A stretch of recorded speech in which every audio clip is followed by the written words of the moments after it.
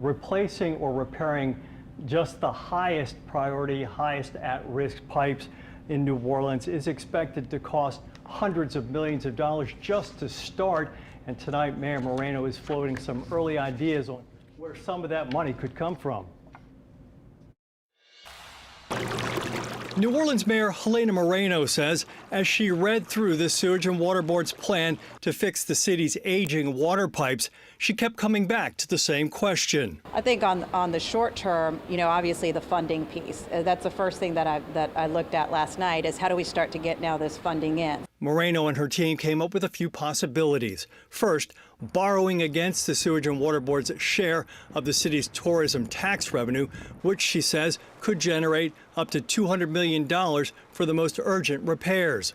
Moreno is also asking the federal government to extend the city's infrastructure recovery funding 2 more years through 2028 to help pay to fix the pipes. I think it's a start, but now we really need to get into the super specifics of it. But I think it's enough to start to get us going.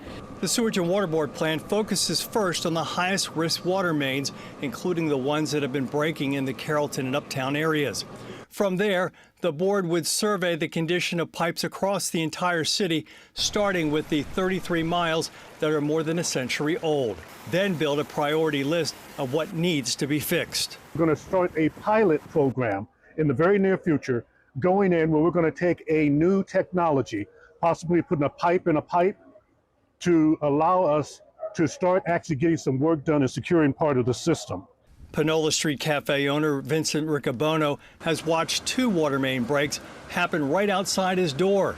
He doesn't need convincing that the problem is urgent. It's unbelievable, and you would figure that it's only going to get worse because the pipes that are breaking are the old pipes. So if they're breaking here and breaking there, it feels like they're going to just keep breaking.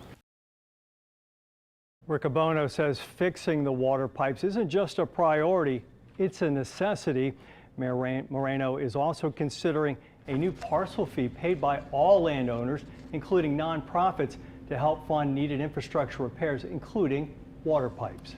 Katie? All right, we'll have to wait and see. Thanks so much, Paul. Water pressure should be close to normal again in Roseland after a break caused the entire town to be running without water all day. The break happened on 1st Street, and water was running into the road and pooling alongside of it, as you see here. The town's wastewater manager says it was a 6-inch pipe that broke. Today, crews installed a temporary replacement, and she said that should restore pressure to normal by 6 p.m. Just yesterday, a boil advisory went into effect again for the whole town. On the town's Facebook page, Roseland leaders said the advisory and the break were connected.